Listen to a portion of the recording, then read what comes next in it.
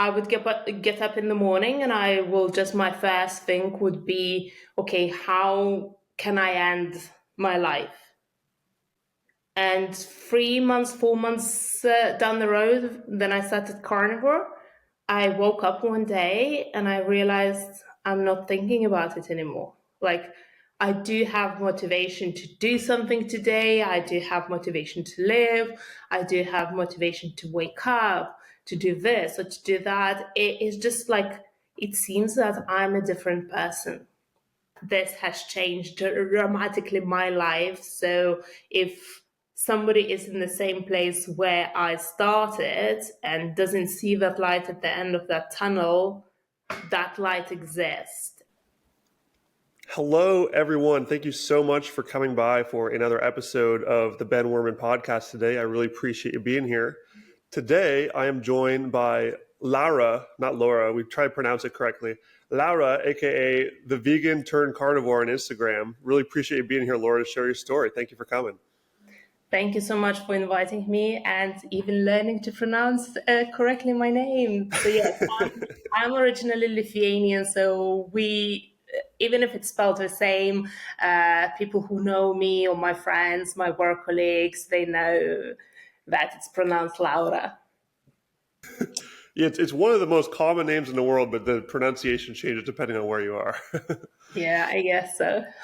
So why don't we start with your story, which is, I think, I never get tired of these stories where people just go through this journey of learning things and continuing to change their mind on things in their pursuit of finding the best health possible, which I think is just a rabbit hole that everyone out there is beginning to at least tiptoe into right now as more people learn that things aren't as they seem. So walk us through the vegan turned carnivore story. How did you go through each of those steps and how did your body change along the way? Oh, it has started many years ago. I have been between being vegan, vegetarian, pescatarian. It was 13 years that I didn't have any meat at all. So my journey has started almost 15 years ago because I have been carnivore now for 2 years and I didn't go from vegan to carnivore. It has been a journey. A lot of people think that overnight I woke up and I started eating meat, but it hasn't been like that. So first of all, I started like everywhere, like everyone has a reason to start a healthy journey. So my health journey started when my uncle got sick. He got cancer, and then suddenly at the age of 44 passed. And that was more than 15 years ago now. And I started looking, okay, so why do we get sick? Why somebody healthy, in shape, somebody who moves constantly, workouts, gets sick and dies suddenly? And I came to the book that is called The China Study. Like, probably a lot of vegans come to that book. But now I understand it's totally not relevant. The study is not correct, and it was talking about being vegan. Also, from vegan, I went to be raw vegan. So for 8 months, I ate only fruits and vegetables. And then I went with time to be pescatarian and vegetarian and then pescatarian. And then around 2 years ago, I understood that my health is just deteriorating. I was always lacking energy. I was having massive migraines. I was having eczema. I was having itchy skin. I was having bleeding gums and a lot of other issues, massive digestion issues, first of all, because you can imagine when you eat a lot of vegetables and a lot of fruits and you don't have a very, very good digestive system. That Fiber is literally indigestible for humans, for those who didn't know. It just goes straight through the tube and out the other end. Like your body doesn't break it down. So it's going to wreck your digestion at some point. And I didn't know that. Now I know about natural toxins that are present in vegetables, and also that is not something that is basically a waste. And what fiber also does is not that we don't get anything out of it. It also can deplete us from other nutrients that we eat from, let's say, meat or eggs, or cheese or other things. And because my sister is a nutritionist and my brother-in-law is a dietitian, and they were seeing me suffering specifically with my horrible digestion, where it doesn't matter whatever I would eat, I would have massive bloating, I would have acid reflux, I would have stomach cramps, and the acid reflux sometimes would be so bad that I wouldn't be able to sleep the night, or I would get up at 2 o'clock in the morning and I would just be rolling in bed and I couldn't sleep anymore. And my sister was trying to convince me for a while, why don't you start eating meat? Why? So it took her to convince me, like it took around 2 years to convince me to start eating some meat. And being vegan and vegetarian, I also became anemic. So I said, okay, I will do. So I started eating meat slowly, and just when I was visiting her mostly, so I wouldn't cook myself in the first place. And also understanding that, it came an understanding that, there is, whatever you eat, there will be some sort of sacrifice. It's a myth that if you are vegan, you don't kill animals. Yes, vegans kill, by my understanding, Way more animals. more animals with the pesticides, herbicides, with how it gets harvested, the grains, the vegetables, the fruits, and everything. Not talking about how it gets damaged the natural habitat of a lot of animals and how much water is used, how far avocados are coming from Costa Rica to UK because UK doesn't grow avocados, and so on and so on. So I got that understanding as well, where eating a cow for one person is enough for maybe a year and a half. So it's much less killing and much more sustainable, in my understanding. And I did some tests for my health, and I discovered that I had SIBO. So SIBO is a small intestine bacteria overgrowth. That's why I was feeling so unwell, whatever I would eat, and mostly fruits and vegetables. So everything that was sweet or everything that had fiber would make me feel the worst. And my sister told me, oh, you go on the antibiotics, that will not help you, or you do carnivore for 30 days and you take those natural supplements. And she had success with other carnivore clients as well, because normally people come to her when the doctor says, oh, there is no another pill for you. Good for her. That's, I mean, she's a nutritionist, you said, right? Yes. Good, like that's amazing. I imagine the percentage of nutritionists who have figured out that the solution for everyone is to just eat meat is tragically tiny. So props to her for figuring that out and getting through it. Well, she's very into, of course, when she finished her college, she was doing a lot of research by herself and was reading a lot, and is interested a lot in the neuroscience and what is happening. And with her own health and the health with her daughter, she discovered a lot of new things. And like, more I read, more I study myself, I understand how bad are the grains, and how it doesn't matter if you're allergic, not allergic to gluten, nobody should be eating it, because how much damage it can create. So that's how I started my carnivore journey. So what was supposed to be 30 days now is 660 something. I didn't look to the calendar today, but I started it on the 27th of June in 2023. I still remember the day. Amazing. And so walk me through the different things that you experienced as after you made that switch and started to not just add meat in, but take the plants out and just go all meat. What did you start to feel differently in your body as you went through that transition? So before I went carnivore, I was kind of keto, more or less. So I always try to, like, in my house, there was never a lot of ultra processed foods. It would be just an occasional thing. I mainly would cook at home in any way. I have been to McDonald's maybe 20 years ago last time. So it's not that I went, from eating rubbish to suddenly eating proper food, like a lot of people there are saying, or a lot of vegans saying, oh, now you are feeling better because you cut out all the processed foods. It's not the case. So it changed.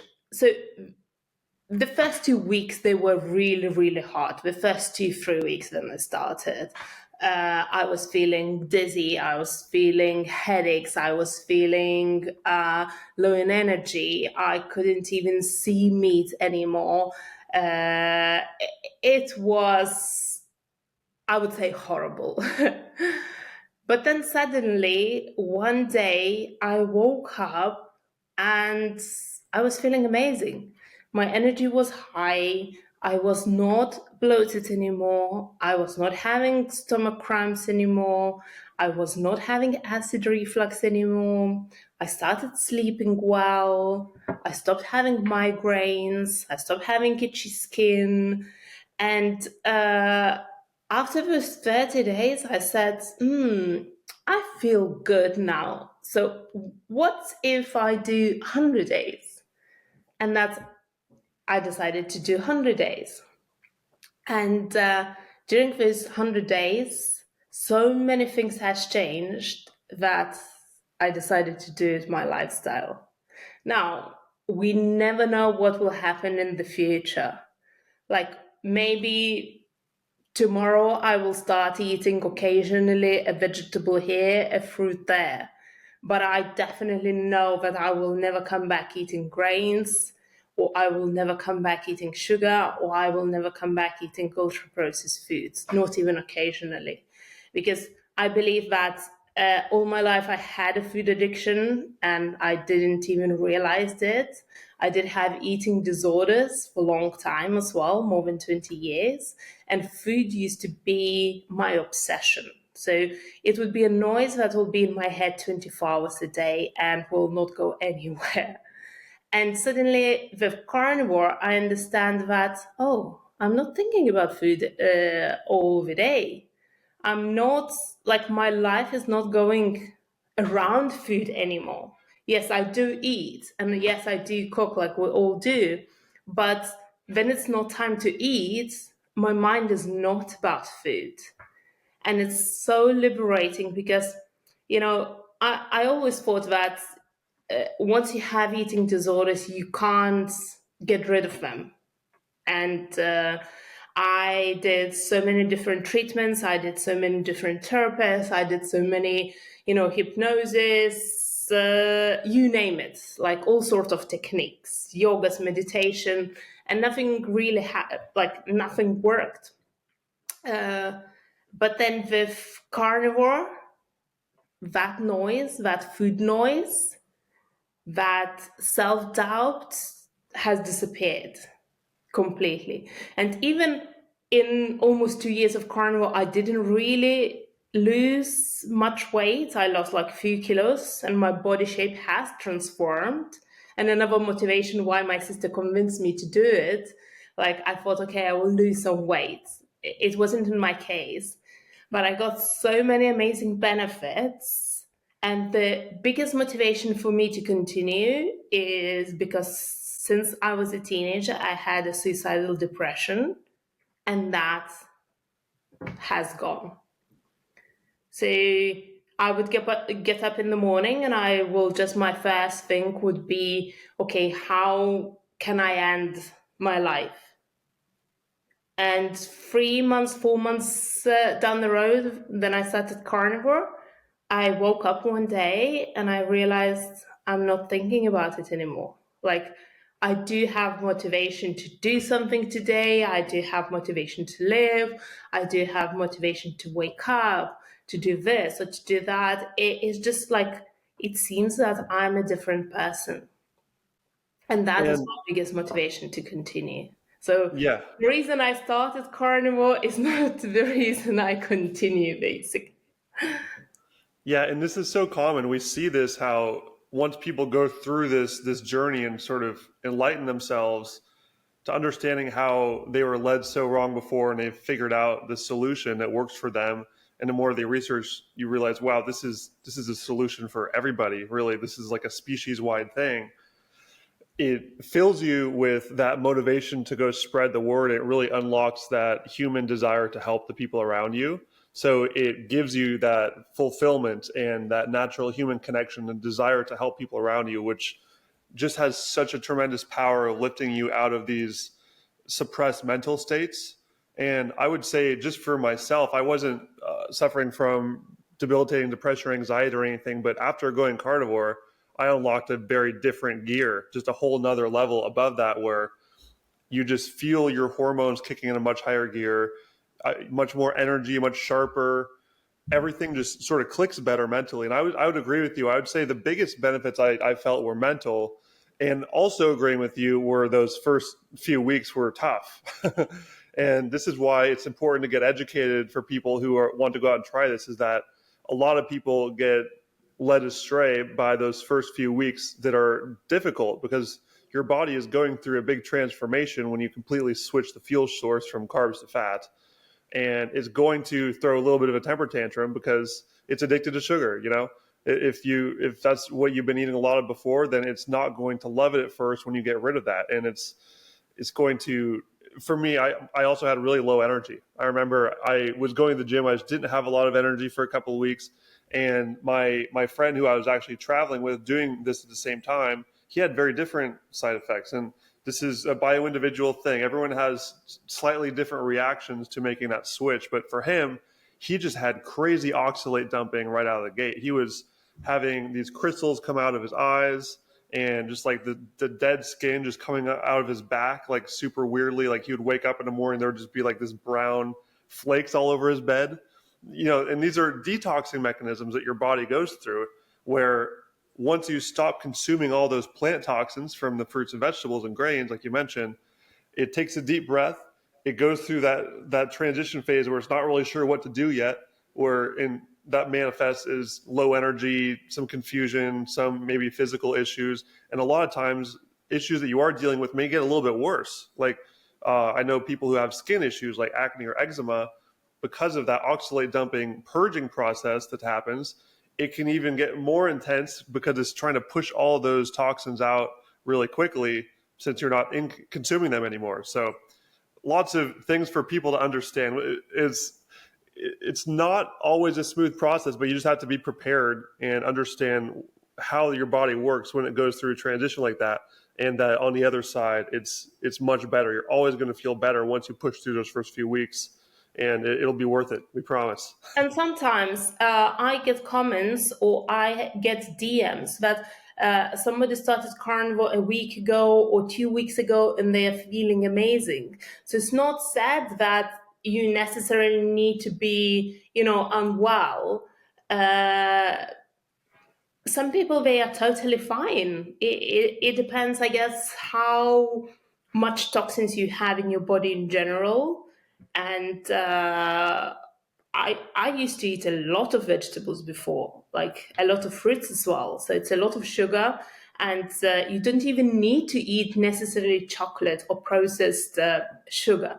You can also eat a lot of fruits and then go through that withdrawal and that detox of sugar by eating fruits.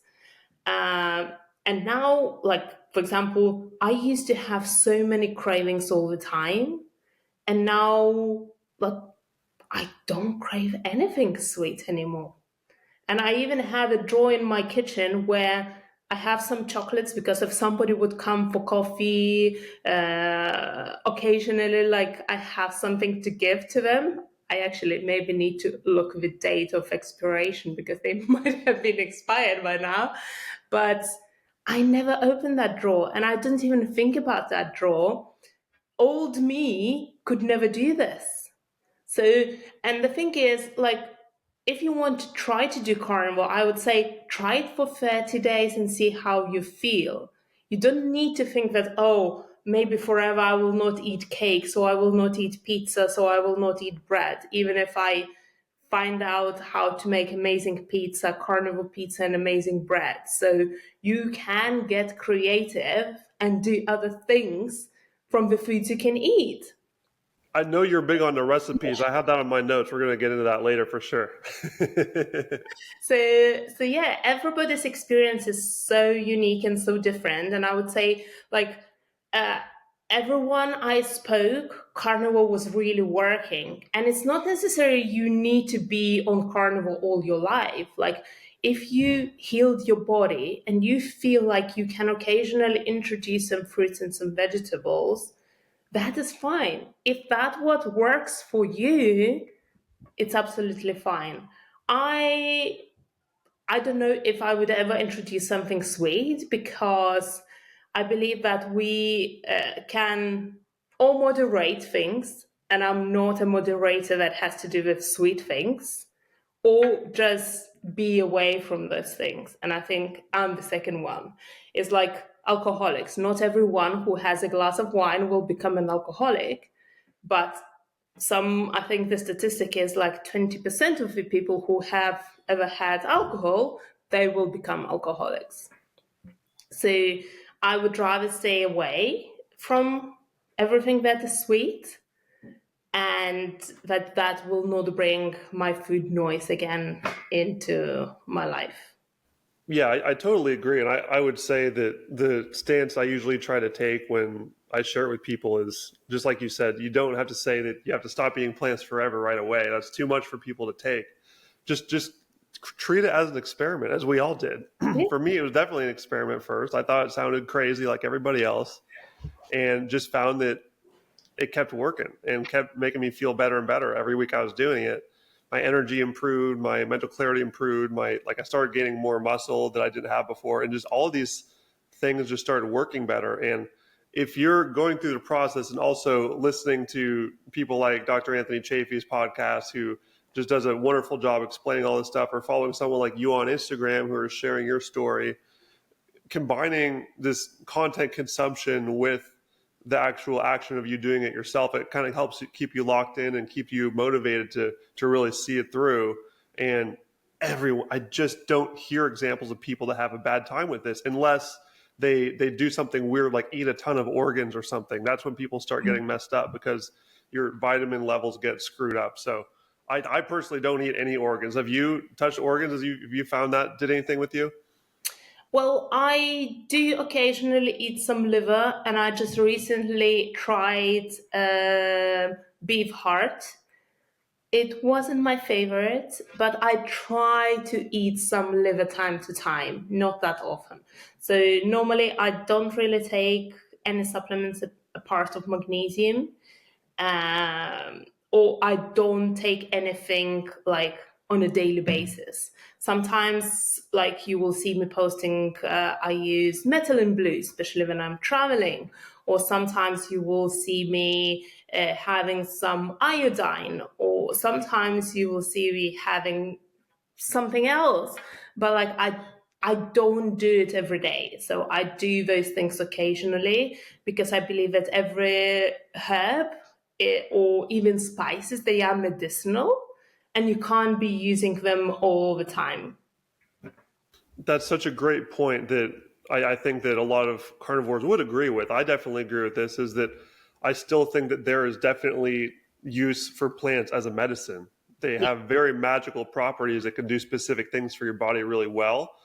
I just want people to understand the difference between food and medicine, because eating something every day, like, you wouldn't want to take, pharmaceuticals every day for a problem, just like you treat it differently as like a niche case. And one of the things that I would throw out there as well, this isn't a plant. I think this is it's just like a tar, but shilajit is this stuff that I got from this local market here in Costa Rica. For anyone wondering what this weird brown water is I'm drinking, that's my new podcast routine. I make some shilajit water and I just drink that as I'm doing it. But like these different things that you can add on top as just little supplements, like you said, should be treated as a supplement. And I've been learning more and more about these extra detox protocols you can do, because as we're unfortunately learning more and more, there are toxic things in the environment outside of our control, even if your diet is perfect. I know that you post pictures of how you notice that this weird thing happens when you leave the UK. The sky turns blue, this crazy color. We used to see these blue sky. Now it's just like this white haze everywhere. No one's asking any questions, but That's why I it's can tell for important to do sure metal detox for that reason. people can literally, if you go test your freaking pond in your backyard, you will find aluminum in it because that's what is being sprayed in the sky by these planes everywhere. And Yeah. I'm glad more people are just not afraid to bring this up and post it on social media because it's happening. I mean, the crazy conspiracy theorists have been right about everything so far, so they're they're still batting 1,000. But Well, yeah, heavy metal detox those things you need important. to be also careful because my account has several times been shadow banned because I posted something like that. So I try to post a little bit less or in different wordings now. You have to be secretive and clever with it, unfortunately. And I don't know. Have you heard of Nostr before? Of what? Nostr, Nostr. I don't know. Because this is something that I really want you to check out. It's a social media protocol that works much differently than a platform. It's completely decentralized and it's basically built by a bunch of Bitcoiners who understand the big tech problem of the censorship. And I saw you have over 100K followers on Instagram, so we need to make sure that we give you a safe backup. There's a bunch of carnivores coming over there right now. Ken Berry's been going on it for a while and he loves it. You can earn Yeah. Bitcoin for your posts. It's super cool. I'm going to send you some stuff on that. I think you'd thrive there. And talking about Kimberly and all the other like Chafee and all the other doctors, and not only doctors but people who have been carnivores for years. Before I started carnivore, I have listened for hours and hours of podcast interviews, read the books. So I think the most important thing to start is you do your research, you find somebody who had the same symptoms and see what they did and how they feel now, and you know why you want to do it. Because if you don't have your why, it will be very, very hard because sometimes you have hard days, like it happens, something stressful happens, and like you need to know why you want to continue and why you have that direction.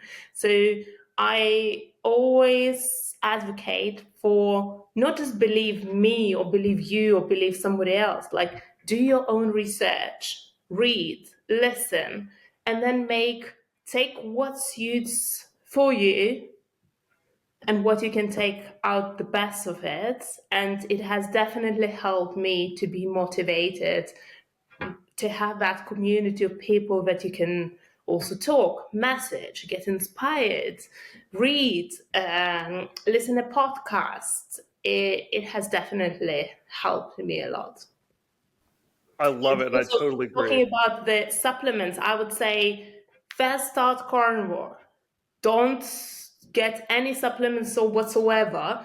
When you are feeling good and you want to get extra step, then start looking into how can I increase my mitochondrial activity, or how can I detox my body from heavy metals, or how can I detox my body from parasites, or how can I do this or that. Like I think nutrition and living with the circadian rhythm, so having proper daylight in your eyes and try to avoid blue lights and screens all day long, is the basic. Then whatever you add later, it might be for your benefit, but it's also, you need to try on yourself because what works for other person might not work for you.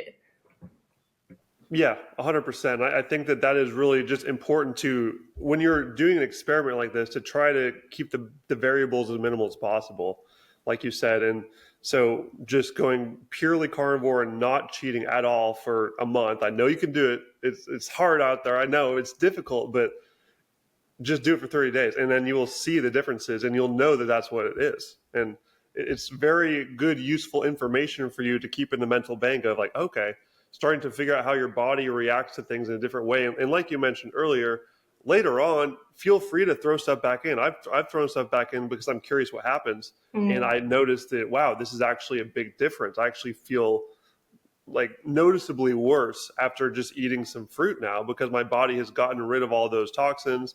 And when you're putting them back in, you can feel the difference. And it's not a huge difference. I tolerate it more than, or better than most people can. I don't really get thrown that off. It doesn't turn into a slippery slope for me. I can usually pull it back around easily, but I still just feel a little bit less good. So why would you do that when I life always is wanted short? to trial as well, like a month of eating fruits and vegetables as well, reintroduce them back.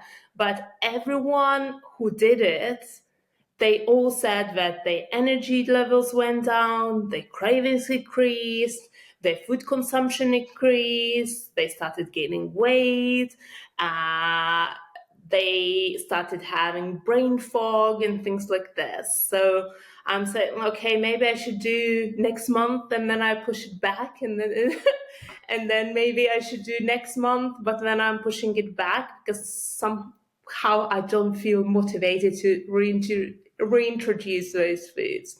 And actually, in January, I did 35 days of Lion's diet. So I thought I was feeling good on carnivore, right? But then I started eating, so I drink coffee. I try to drink it not that much, and I try to drink mostly decaf. So I took away coffee, and I took away everything like seafood, eggs, cheese, Dairy, yeah. all the dairy products as well. And I felt amazing. Like, I felt amazing. So if carnivore was already high, Lions was even higher. But it's not sustainable for me. Like, I was craving for eggs, I was craving for coffee, I was craving for cheese. So what I decided to do, I decided to eat as much as I can, like lion diet. So some days I have only beef, for example, or I have lamb for breakfast and beef for dinner. Uh, I do drink coffee again, so I reintroduced it again. And I buy maybe a pack of eggs, then I don't buy it for a week, and then I buy it again. Um, so I'm kind of trying to do this way, and maybe like next month or somewhere soon, I will do another month of just strict lion, and because I think that was the greatest. But like I said, it's not sustainable for me.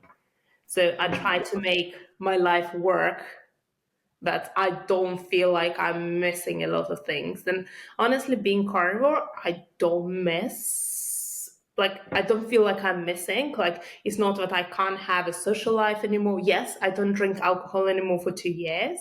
And that wasn't my goal. I have never drunk a lot. So I will have maybe a glass of wine, and then 2 months I will not have anything. And then I will have another 2 glasses of wine. And then maybe a month I will not have anything. But my goal was not to drink alcohol for the first 100 days. And after like 110 days or so, it was my birthday. So I had dinner at my house. I got a Prosecco that I normally always liked before. And I poured myself a glass as well. And I just touched I didn't even have a sip because just the smell was already, I don't want it. So I just touched my lips, and it was not tasting good. So at that point I realized, why should I poison my brain and my body with something that I don't even enjoy or like anymore? And I have natural, it's not for me. So yeah, that was it. And I never craved for alcohol anymore. Like, even the smell of it is not pleasant anymore. Yeah. Yeah. And I would completely agree with you. I also did a lion diet experiment when I was in Mexico. I was staying at this place that had a really nice grill. There was decently cheap steak nearby. And I also had a private roof. So I was just like my daily routine was just throwing steak on the grill, throwing a little bit of salt on there, no dairy needed, didn't need any butter on it. I go lay in the sun naked on the roof all day, and like so amazing. Like I've never felt just more jazzed and more energized with life. I really do think that Lion Diet is the peak, and I like your analogy of using that as sort of an anchor point. And I don't 100% do that all the time. Like right now in Costa Rica, there's lots of raw milk distributors everywhere, so I've been having like raw butter and milk and ground beef with I have been good about coffee. I think I'm about a month with no coffee right now because I'm in the same boat where I definitely believe coffee is just straight up bad for people. I've gone through that the studying. I don't think it's good for you, unfortunately, for the people that have those studies to do, but it gives you the feeling of energy. You're basically stealing energy from the future to use in the present. And I'm not going to say like I'm never going to use that ever again, because sometimes there are certain things that you want to feel artificially energetic for. But I do think Lion Diet is the peak, and the more people can just use that as a North Star and just have like a mental understanding of what the truth is, I think that that's a huge win.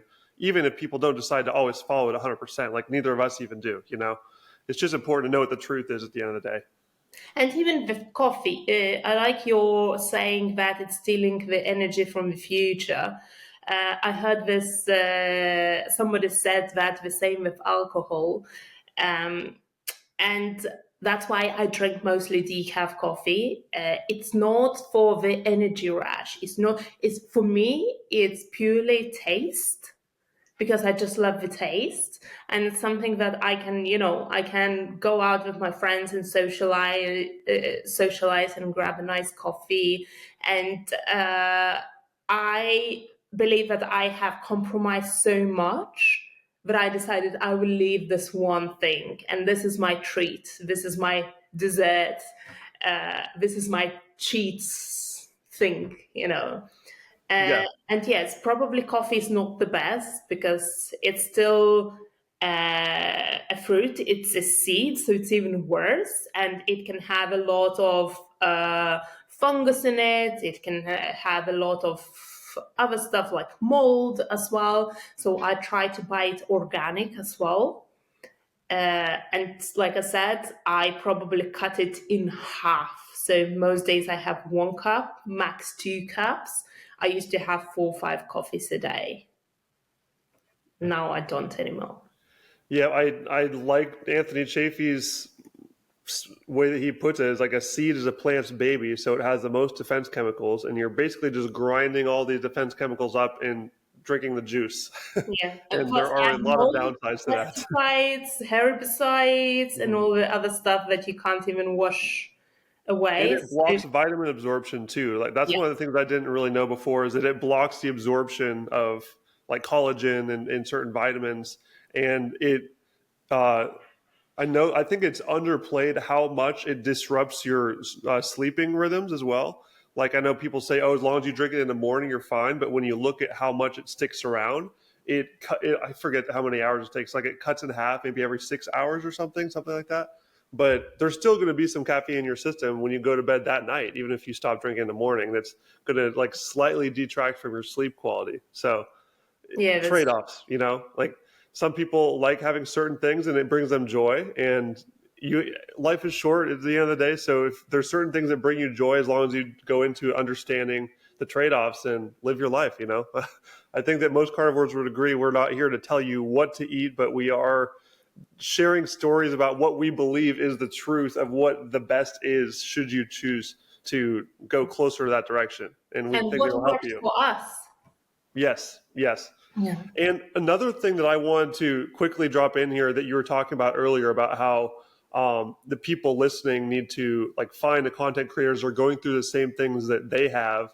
I wanted to take this opportunity to quickly shill something that I actually made, a website I made called whycarnivore.com.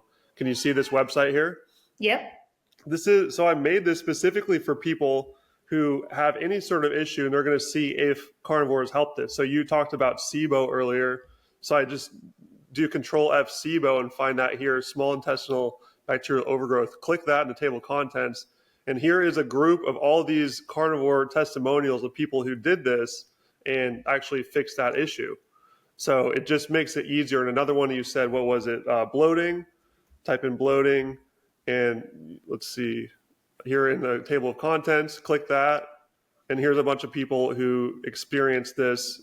Went on Sean Baker's podcast, talked about how they literally fixed it with the carnivore diet. So for anyone who doesn't even know where to start looking for people, this is a good place to look for it and find these people. Like here's a woman I interviewed, Nia's Way, who had the exact same thing. And there's always content out there for people to find and learn from. It can be a little bit tricky sometimes, but just join the community, start following cool people like Laura here and Laura, and and you'll find the way. You'll find people that guide you in that direction through their own experience, and it'll be a beautiful journey for you.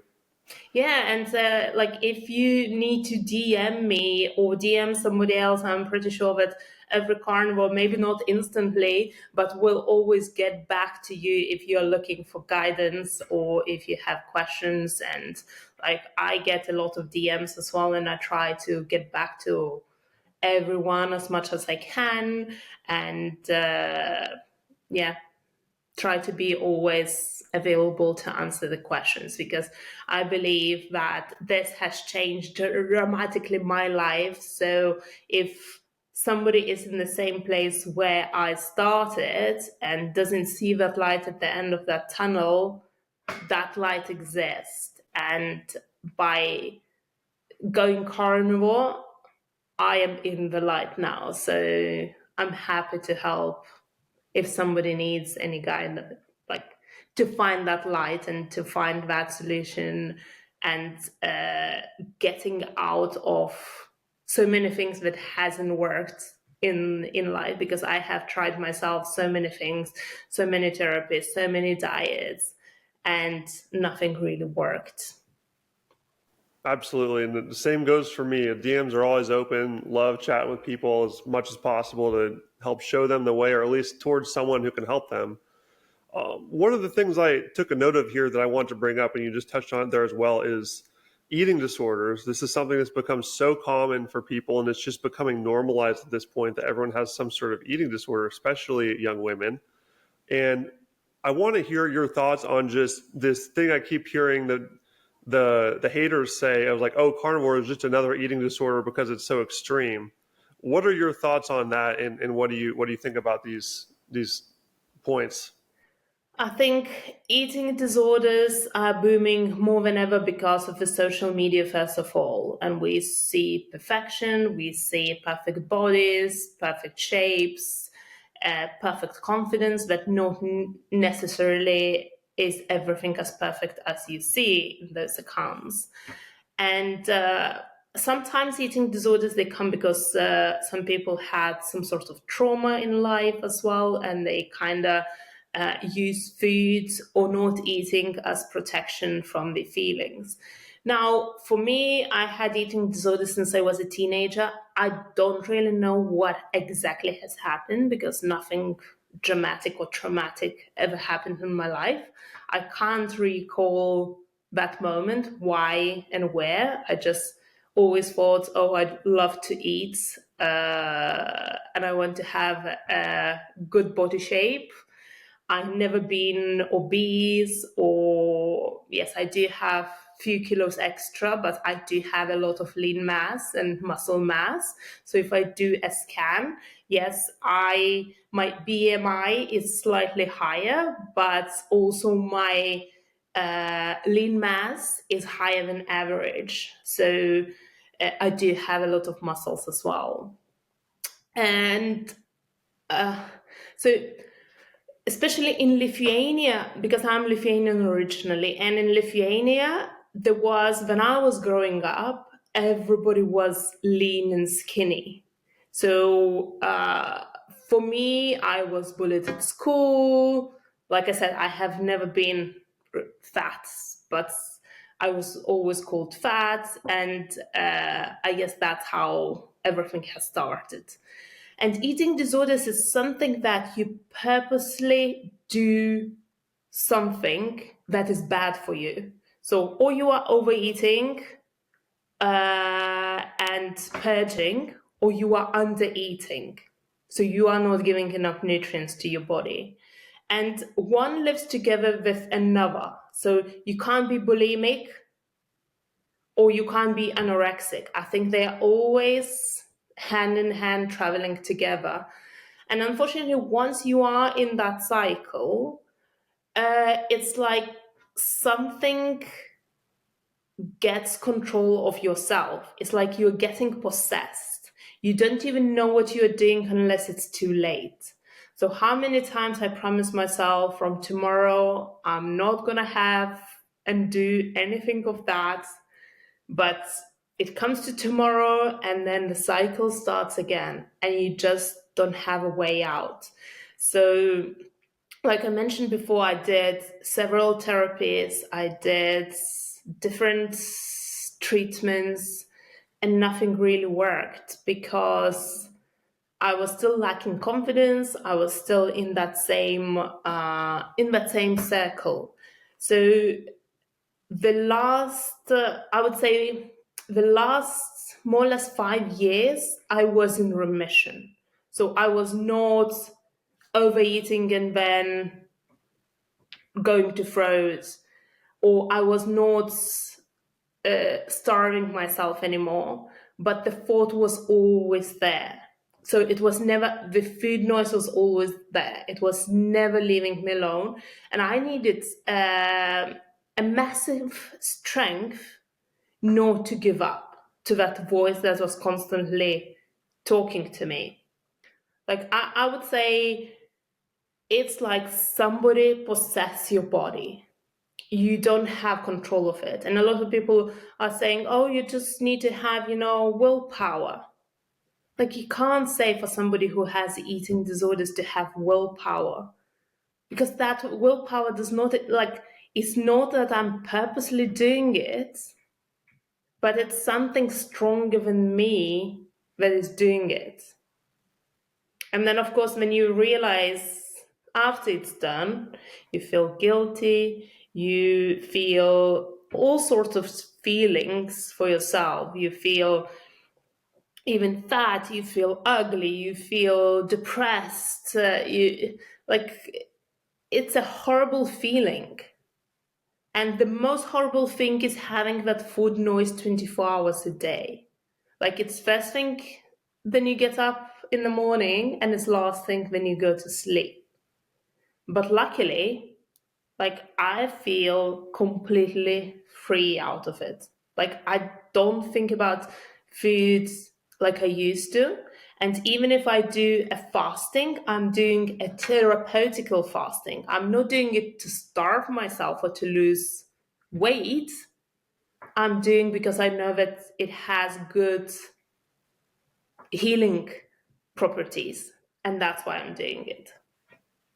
And sometimes in the beginning, when I started carnivore, I even was I was counting calories for some time to see if I'm not under eating or overeating as well, because I didn't really knew how to regulate myself. I have never had in my life the understanding what it means to be satiated.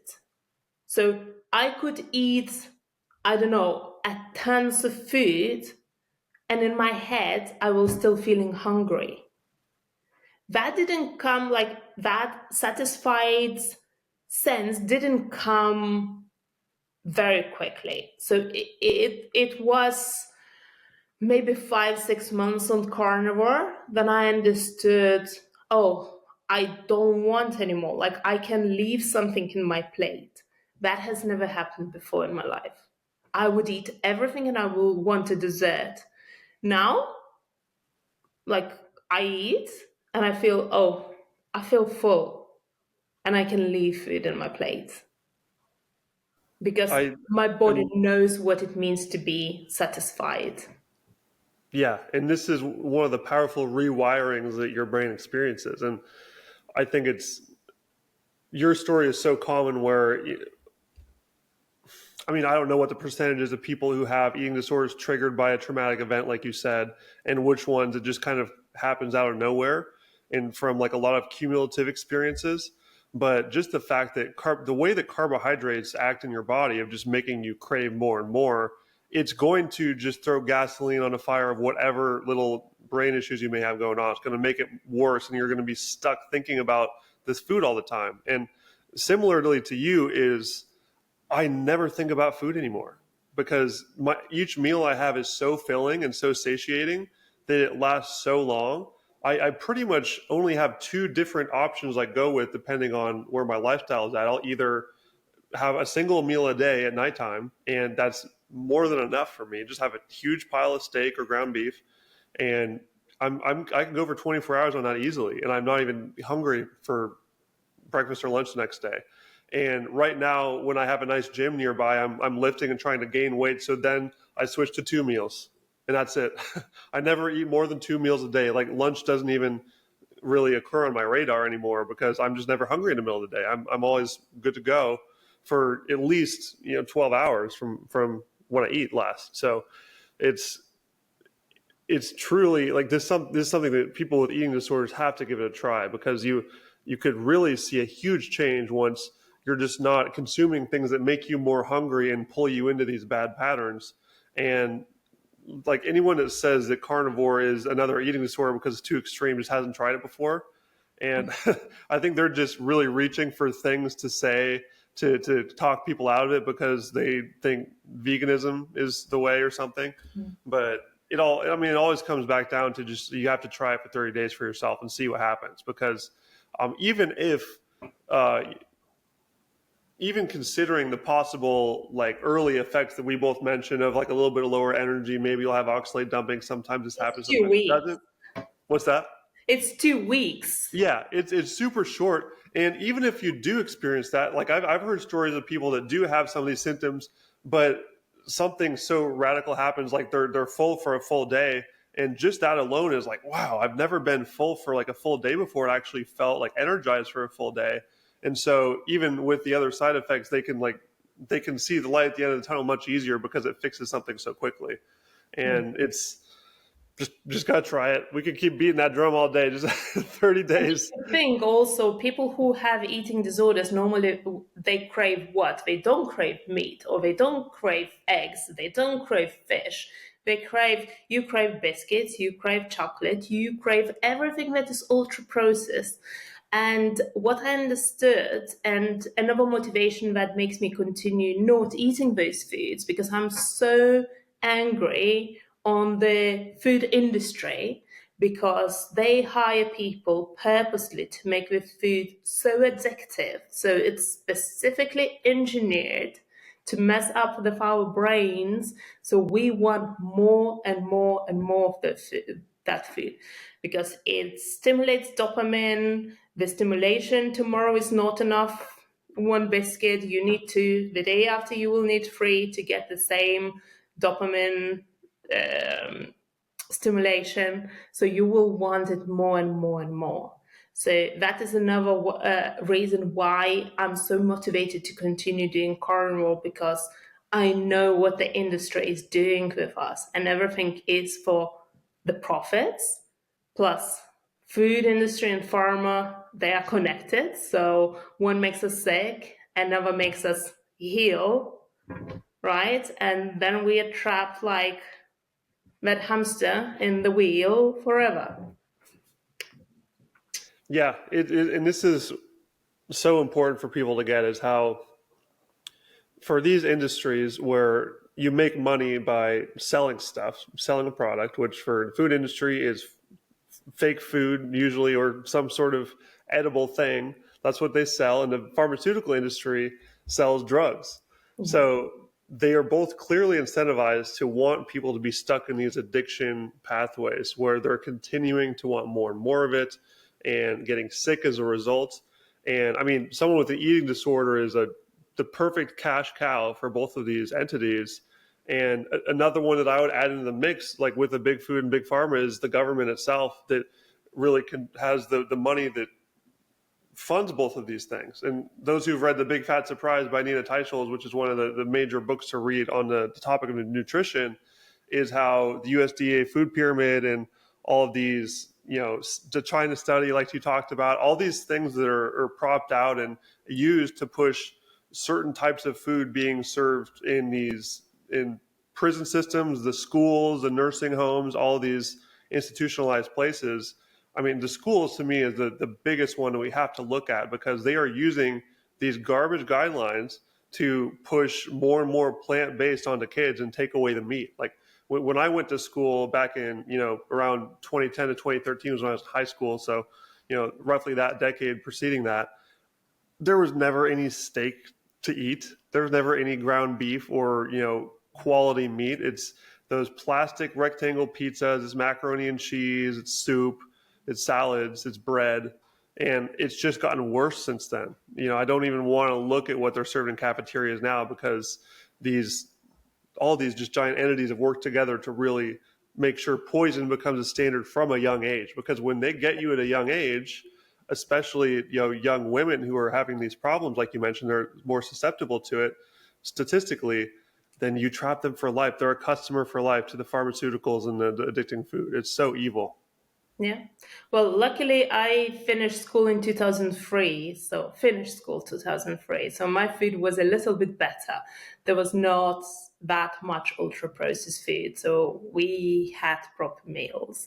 And another book, now that you mention a book, I would advise to read Why Vegans Have Smaller Brains. It's a I've heard of very this. I've heard it's good. good book and talks about a lot about science, a lot about also sustainability, and explains very, very easily everything why meat is much more bioavailable than any vegetables, and why if we want, to love our body and to love our planet, we need to eat meat instead of vegetables. Yes, and bringing back your point that you mentioned earlier, how the vegan diet is the most destructive and deadly of all the diets when you actually look at what goes into it to producing those crops and keeping those monocultures alive by just completely just drenching all of these crops with poison, pesticides, herbicides, killing all the birds, all the bees, all the insects, all the rodents, everything. You have much more blood on your hands eating a salad than you do eating a steak. Yeah. And And you said you pesticides eat about and like herbicides, one. What's that? Go ahead. you can't wash them. So Yeah, they it will seeps into stay it, in your absorbs it. food and you will eat them. That's why I believe that's why so many people are allergic to so many things now. So many kids are allergic and they're born being allergic because the mother was eating that food. So they kind of come here already intoxicated with different substances. Yeah, and that's important because these fruits and vegetables they absorb these pesticides and herbicides. If you sprinkle some water on it under the sink, it's not going to get rid of it. People think that if they wash it, then it's going to fix the problem, but no, these are like they're completely poisoned. And I would to then the people who would say, "Oh, I'll go to the farmer's market or grow my own." It's better because you don't have all those added poisons, but you still have the plant toxins that are designed to cause problems for you. So this is why we still think that carnivore is the best. But there are steps to this game. Of course, if you have to choose between one without poison, one with more added poison, take the non-poisonous one. But I'm still going to stay with steak. And there are vegetables that are lower in oxalates or lower in lectins. So if you need to, like, if you want to eat those vegetables, don't eat massive quantities and just choose the vegetables that are has less toxins. So, like, for example, spinach, you can get intoxicated and go to the hospital of spinach poisoning, how much oxalates it contains. So just look on Google the list of the vegetables that have the least ones and eat those ones at least. And try organic that is not sprayed, even if I don't really believe that there is true organic, unless you grow it in your garden. But even the things that fall down the sky doesn't make it much organic, I guess. Exactly. That's the the depressing thing about just how toxified the entire environment is right now. Um, there's no such thing as a completely organic fruit or vegetable of any kind because they're all contaminated in some way. It's just a spectrum. So think that's a lot of great stuff just on the food side. I would love to pivot over to another thing that you talk about on your page, which is red light therapy. I noted that you said it did something very interesting for an injury that you had. Could you walk us through your experience with red light therapy and why you think people should look into it? So I have been using red light panel for probably over 2 years now, or just about 2 years, and I think it's brilliant, especially living in UK and in the winter time. Like we have 6 months of darkness, like no light at all, no sun. The sky is always great. So first of all, red light also helps me with having that boost of energy, and it gives me a sensation that I have been a little bit in the light. And like you have said as well, is amazing what it can do for injuries. So I do have a bad back where with carnivore it has improved a lot, but I need to be very, very careful how I move. And sometimes doing a workout, I can twist in the wrong way and I get blocked back for basically a week. And that's where I was doing a lot, like in those occasions, I would do a lot of red light. So normally I would do it every day for 20 minutes. But if I do have an injury, it works magic of injuries. I would do like even an hour on my back or on my leg, whatever I had. And I think that red light helped me massively. Well, not only red light, it's also tallow skincare, castor oil, and red light panel help me with my face pigmentation. I used to have melasma, and I just recently did a post on my Instagram how much pigmentation I used to have on my face. And now, yes, you still see it very a little bit, I but can't even see it. It it's looks like great to me. 10 times less what it used to be. And I was told that melasma can be healed only with steroidal creams. You need to use them at least 6 months to 12 months. There is nothing you can do. You can't do lasers. You can't do this. You can't do that. It's only those creams that would work. And I said, okay, let's see if I can do it myself using something else. So I did a little research. I found that castor oil is good for pigmentation. And what I would do in the morning and in the evening, I would put castor oil and we'll use or a red light wand or red light panel every morning and every evening. So I was doing that for the last year, and I'm using currently natural skincare. So the only thing that is not natural is the mascara, because there are no mascaras that are natural. And actually, I stopped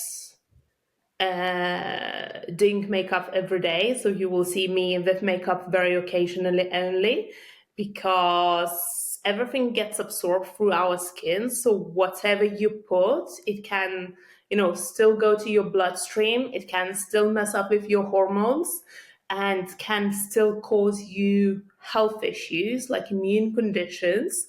So it's very rarely that I do any makeup. And if I do, most of my makeup is also made out of tallow and other natural things.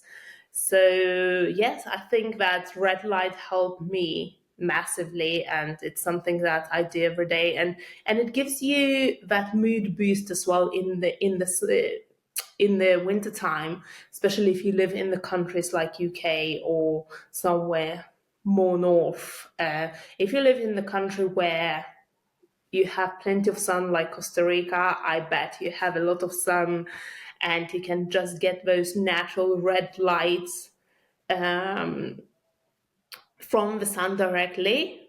That is even better. If you don't have that possibility, red light panel is a saver. Amazing. And I'm glad you brought up the skincare stuff too, because I see this so often. I remember seeing this in college, and I still see young people all the time, and I can just sort of sense it where they're they have all this acne all over their face. And of course, this is totally normalized now that, every teenager is supposed to have terrible skin for some reason. And it's from what they're eating is what first happens. And then the girls will just cover themselves up with makeup, and you can see the bumps underneath because it's just making it worse though. Yeah. You're putting more. The reason why you have acne in the first place is because your body is detoxing. You're putting too many toxins in. It's purging the detoxing, or it's purging the toxins through your skin pathways, and then you're covering it up with makeup, which infuses more chemicals into your body. It just turns into a death spiral. And Yeah. it's both really just hard to see this happen because you know that they're just stuck in that loop, but it's also really exciting to see those who are open-minded to trying to fix these things, as more and more people are, because all you really need to do to see a massive difference for the vast majority of people is cut out the seed oils, cut out the carbs, and switch out the makeup for some tallow, like you said, or some lard. Pharaoh skincare. I had a guy on who sells like lard skincare, and it's just using animal fats on your face is great because it actually works with your body. It's the same sort of acids that your body has. And so it's going to make your skin healthier. And then adding things on like red light too, getting more sunlight. All of these things are so powerful, and I hope people can hear this and think, wow, I've always been told that the sun is bad for me. It's going to give me cancer. And, that all these plants are so good for me. Like, how could I possibly be the problem? But they're starting to realize that what they've been doing hasn't been working. And it might be time to listen to these people who all have all this energy and glowing skin all the time, and maybe try this out for a change, see what happens. And my skin, honestly, by using natural skincare and tallow creams, look better now than 5 years back. So I like with carnivore, it came also, I don't know, certain confidence and certain transformation that I have never thought I will have, because I used to have full face of makeup. I needed to put that mask in on my face, and now, like, especially if you check my Instagram, most of the posts, they have zero makeup whatsoever. And if you would have told me back 2 years ago that I will post myself with messy hair, no makeup, I would say, no, this is not possible. I would never do this.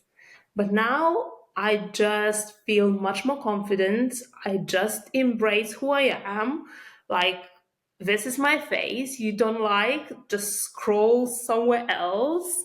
Like, I'm 40 years old. I believe that I look quite young for the age I am. I am against all the botoxes and all the, you know, things that can damage us, our health, and our skin. So I use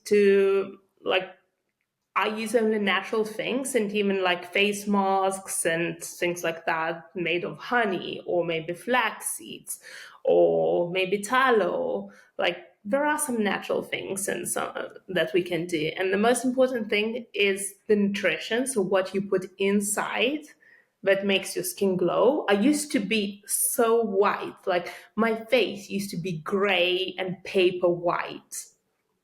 My eyes used to be like, if you scroll very, very first post, and you would notice that my eyes, they didn't have any light in them. And slowly, slowly, my skin tone started changing. So my eyes started changing. My confidence started changing.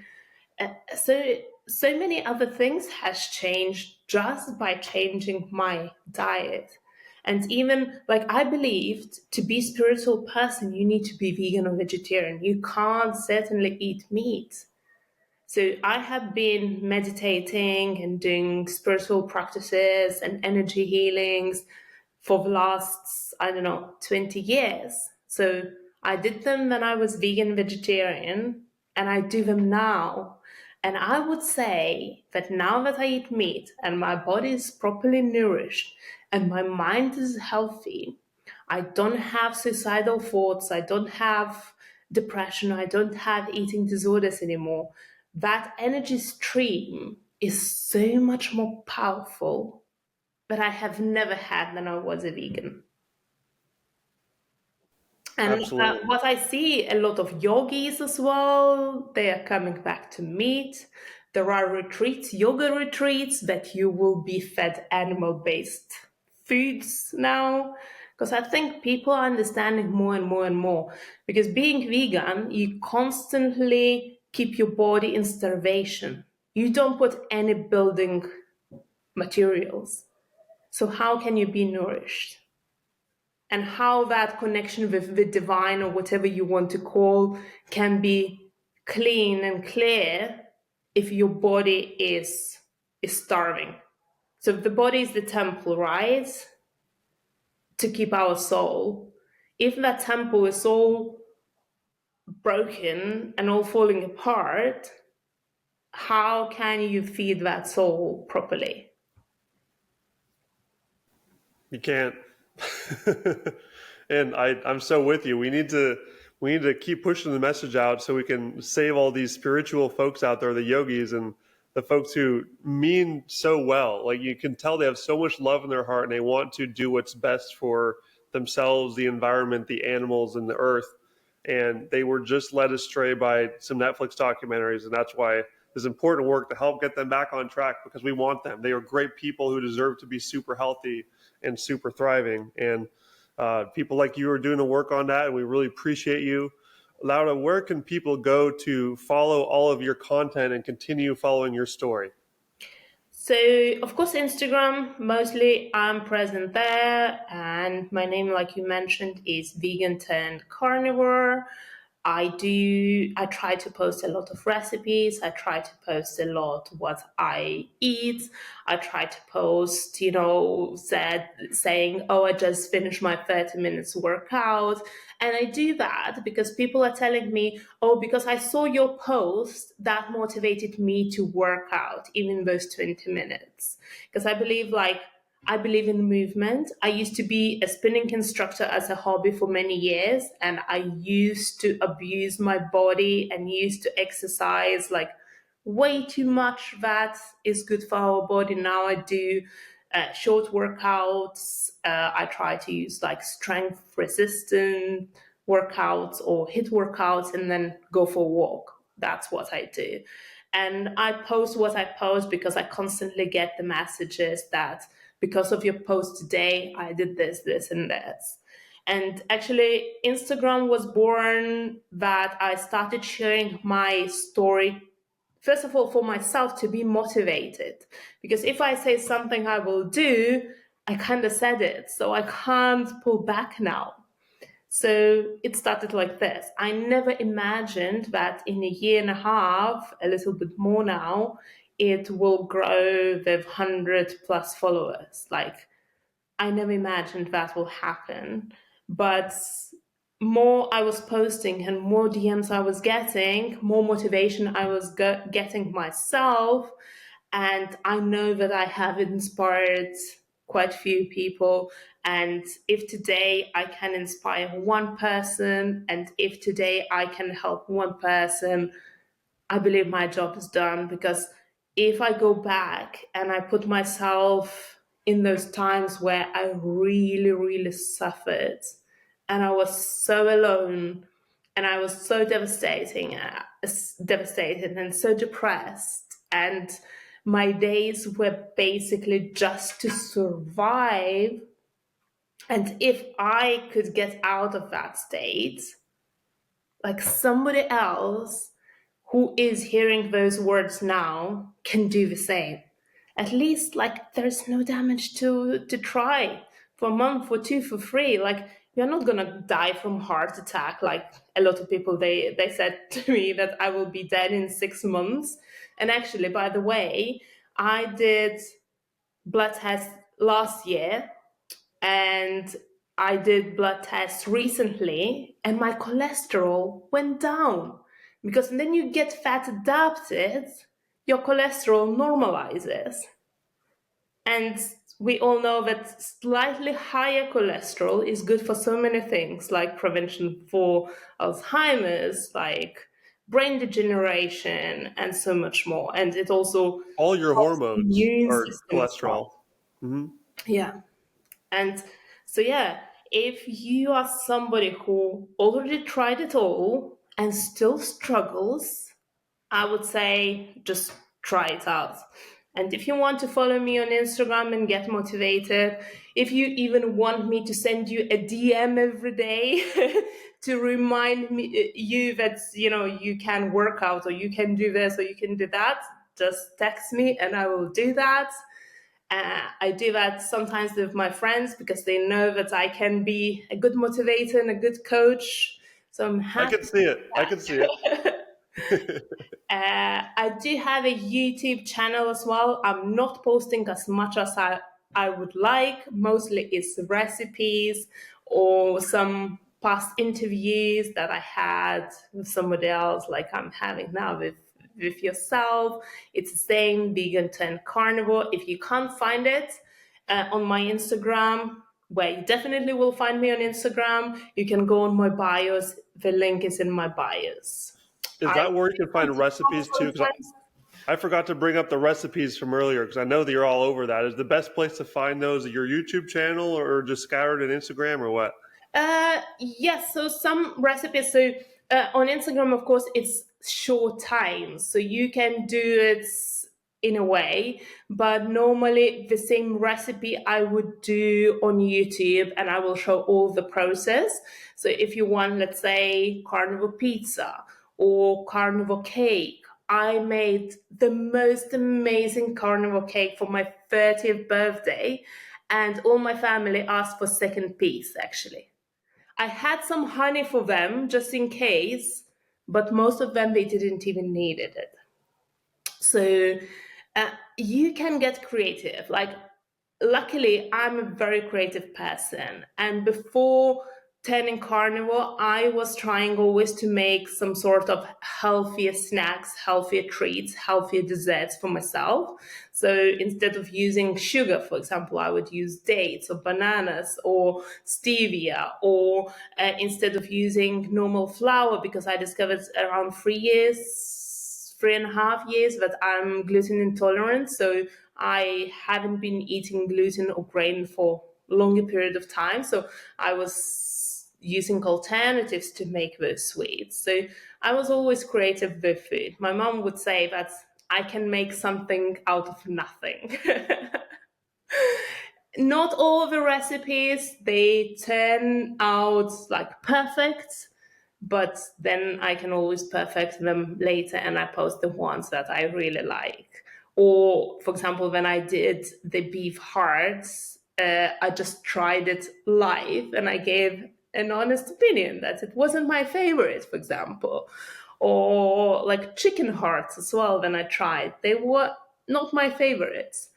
But you can always experiment the food. Like I'm a person that I can never follow the recipe. So if I don't film it, I don't know what I put. So normally I try always to film it. It's not the easiest way to make something and film it at the same time, but I enjoy doing it. And if you need any inspiration, you can definitely find some recipes on my Instagram or my YouTube channel as well. Amazing. I think the word of the day to pass on to listeners is just experiment and include these things that you've been told your whole life that were so bad for you, because more and more people are finding out that the exact opposite of what we were always told is the truth is actually the best we can do. And carnivore is the ultimate example of that. All these other cool solutions like the red light therapy, the tallow over the makeup, all of these things are going to help people feel better out there. So it's super exciting to be in this battle, trying to get more truth out there in front of people. Laura, thank you so much for coming to join me today. I really, really appreciate your time. Thank you so much. It was a pleasure.